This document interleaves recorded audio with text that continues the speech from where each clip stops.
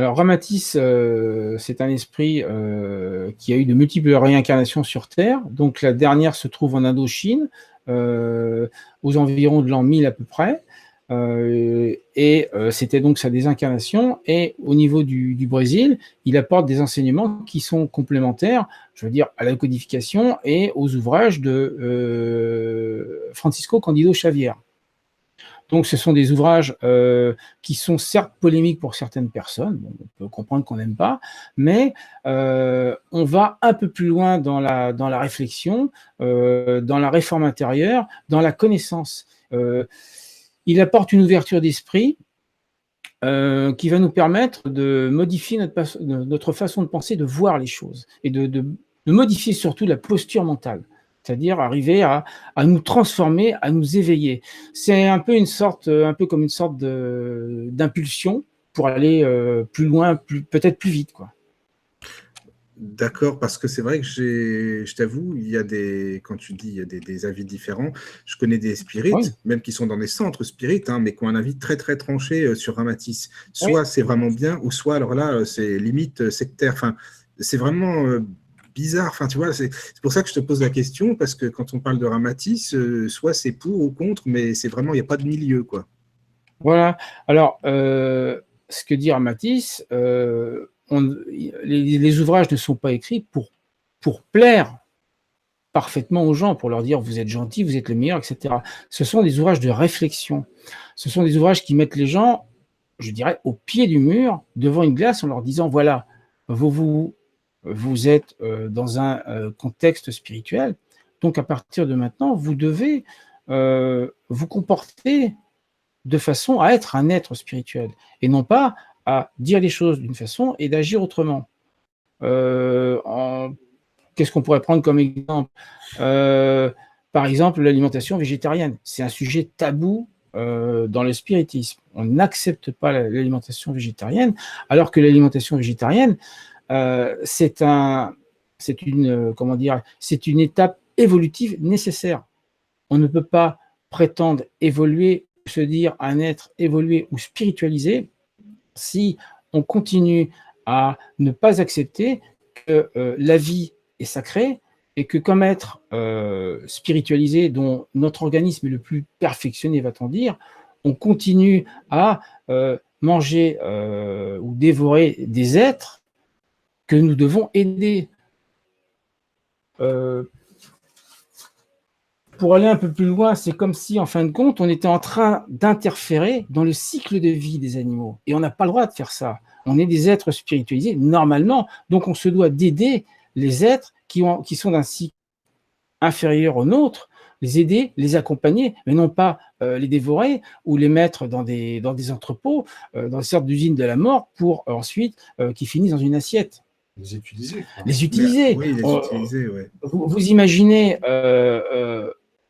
ce que l'on représente pour des êtres, enfin, pour la spiritualité, la représentation qu'ils ont de nous, de ce qu'on arrive à faire, de l'état de barbarie, de méchanceté, alors qu'on a eu on a eu une multitude, comment dirais-je, d'avatars, de personnes qui sont venues pour nous apporter des enseignements pour évoluer.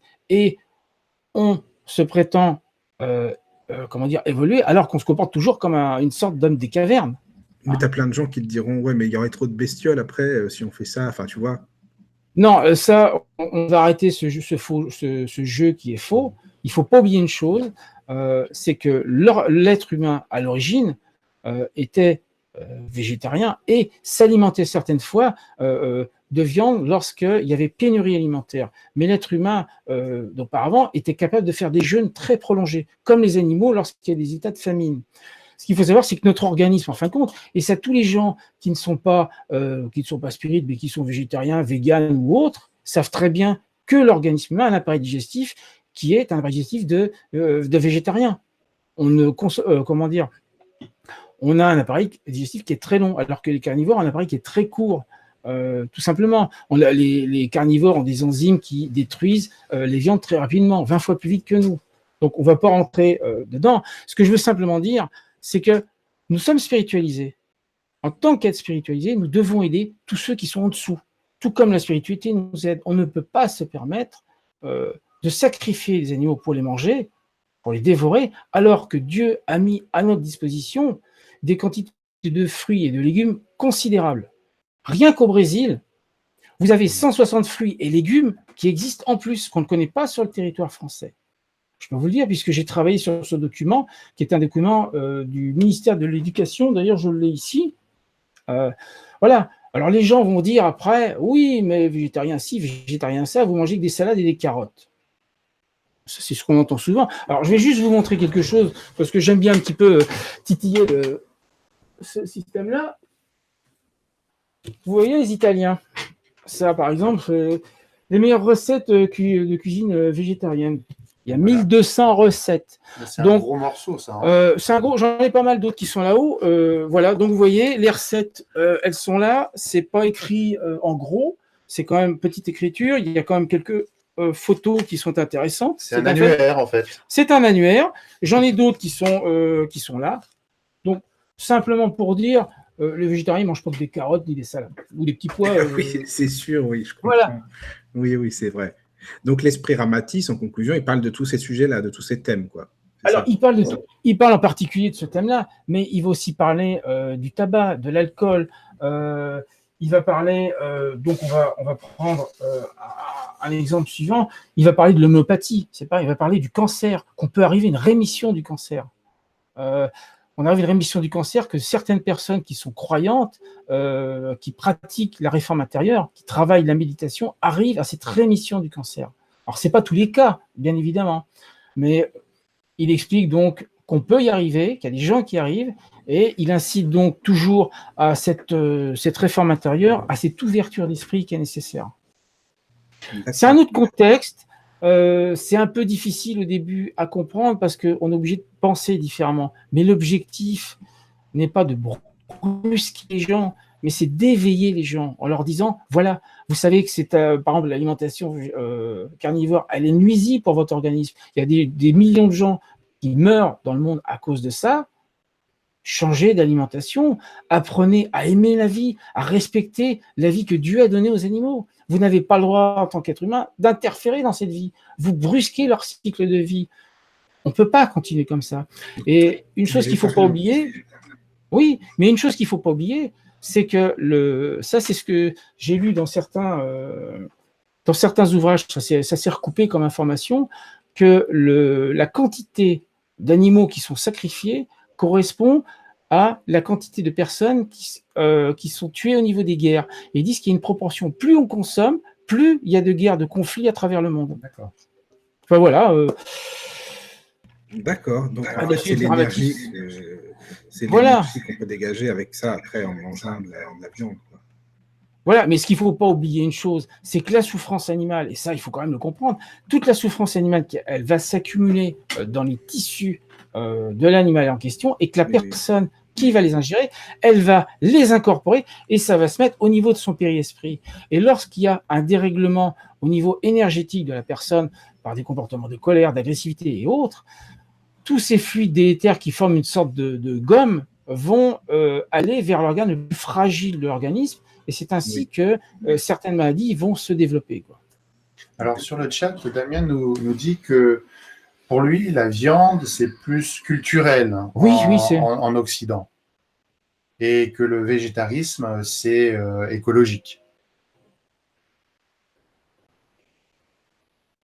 Bah, disons que c'est vrai qu'on a été éduqués, je vois surtout au niveau du sud du Brésil, les gens sont éduqués dans ce contexte de consommer à outrance de la viande.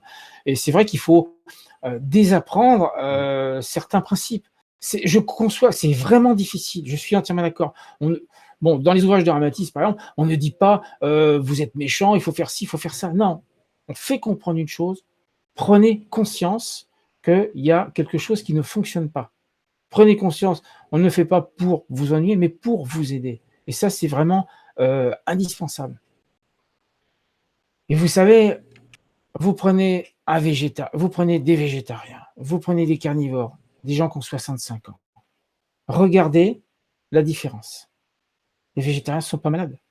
Depuis que j'ai modifié mon alimentation, j'étais carnivore avant, mais j'aimais pas vraiment ça. j'ai été carnivore, mais sincèrement, vous arrivez à certains moments, à des moments d'extase quand vous voyez les animaux. Vous dites, ah, la vie est là, je sais la respecter, je respecte Dieu, je respecte la vie. Et vous voyez ces animaux qui sont là, vous les regardez dans les yeux, vous voyez comme leur âme, et vous leur dites, ah ben je vous aime, on est ensemble, on est de la même famille, puisqu'on vient du Créateur. Donc, des êtres qui viennent du Créateur, les massacrer pour les consommer, non. Bon, ça dépend du degré évolutif de chacun. Évidemment, les peuples primitifs qui sont, ou des gens qui vont vivre pauvrement, qui vont faire de la chasse, on va dire, dans des pays qui sont en voie de développement, on va le comprendre, mais pas pour des gens qui se disent spiritualisés. Non. Et justement, là, tu pointes du doigt quelque chose d'important, c'est que nous sommes ici en Occident, dans ces sociétés dites modernes, déconnectés de la nature. Alors, on est exactement entièrement déconnecté de la nature. Et on est en train d'enfreindre, ce qu'il ne faut pas oublier, d'enfreindre des lois, qui sont des lois qui sont immuables. On est en train de sacrifier des vies qui ne nous appartiennent pas. Nous n'avons aucun droit, je dis bien au niveau, ça, Ramatis l'explique bien, et d'autres auteurs aussi, nous n'avons aucun droit d'interférer dans la vie des autres. Donc aussi bien des humains que des gens qui sont, je veux dire, des animaux, quoi. On n'a pas le droit de le faire. Alors pourquoi est-ce qu'on le fait? Alors pour mettre une petite touche d'humour, Christophe nous dit à propos du végétarisme, oui. Ça t'a pas fait repousser les cheveux, en tout cas. Alors, ce qu'il faut savoir, c'est que les cheveux, c'est vrai, je les ai laissés au Brésil, j'en ai perdu beaucoup. Alors, il y a quelque chose qui existe, mais je veux dire, ne le faites pas pour l'instant, parce que c'est pas encore évident. Mais effectivement, quand on pratique le jeûne, mais surtout quand on va dans le pranique, attention, ça c'est encore autre chose, il arrive un moment où on commence à, comment dire, on a les cheveux qui commencent à repousser. Mais là, c'est au niveau de pratiques de jeûne qui sont assez poussées. Bon, ça, c'est des pratiques qu'il faut faire avec des gens qui sont expérimentés. On est d'accord, mais ne le faites pas par vous-même. Mais effectivement, mes cheveux, bon, ils sont partis. Mais là, je les ai coupés courts aussi. Voilà, il triche, il rase. Je rase, voilà, tout simplement. Oui, c'est mieux comme ça, au moins, ça se voit moins, t'es tranquille, c'est bien ça. Mais une chose que je voudrais signaler, c'est que ce qu'il ne faut pas oublier, c'est que l'alimentation végétarienne, chose que j'ai constatée, ça m'a permis de me soigner. Parce que ça, c'est important. On sait très bien que de toute façon, pour se soigner, ça devient très compliqué. Hein. Donc, je n'ai plus maintenant, depuis que j'ai arrêté certains aliments, je n'ai plus d'anémie ferriprive, je n'ai plus de problème cardiovasculaire parce que j'étais une tension de 18. Les crises d'arthrose, j'en ai plus. Donc, j'ai quand même un état de santé qui s'est largement amélioré. Donc, le résultat, il est là. Je ne dis pas aux gens, faites-le, mais le résultat, il est là. Je ne veux pas être malade et je ne serai pas malade. Bon, les seules choses qui m'arrivent, c'est un petit rhume en hiver. Ça, oui. Parce que c'est vrai que là où je travaille, oui. Je reçois tous les microbes. Mais, sincèrement, vous vous sentez mieux. Vous vous sentez en harmonie, mais vous vous sentez bien. Regardez, j'ai 54 ans. On m'en donne en général 10 de moins. Voilà. Je crois que je m'en donne 19, ça aurait été mieux. Non, il ne faut quand même pas exagérer. Mais je ne suis pas en surcharge pondérale aussi. Il y en a beaucoup qui, à mon âge, ils sont bon, ben voilà, il n'y a rien de tout ça. Oui, c'est bien. Voilà. Bien. Et ce que je tiens à dire, c'est que l'organisme, il faut l'entretenir. L'organisme, ça nous a été prêté par Dieu. Notre corps, il ne nous appartient pas. On habite notre corps, mais il ne nous appartient pas, puisque quand on part, on le laisse. Donc, ce corps, il faut impérativement l'entretenir. Il faut l'entretenir, il faut en prendre soin. Et malheureusement, il y a beaucoup de gens qui considèrent leur corps comme une poubelle. Ah oui, mais le problème, c'est que si on ne l'entretient pas, on arrive peut-être à 55, 60 ans avec des traitements à vie. Et sincèrement, je ne pense pas que ça vaille le coup. Il faut dire aussi que nos anciens mangeaient mieux. Hein, la qualité nutritive des aliments était bien au-dessus de celle que nous connaissons aujourd'hui. Ils connaissaient mieux la nature que nous. Oui. Et avec cette industrialisation de la vie, on a aujourd'hui ce qu'on a semé hier. Exactement.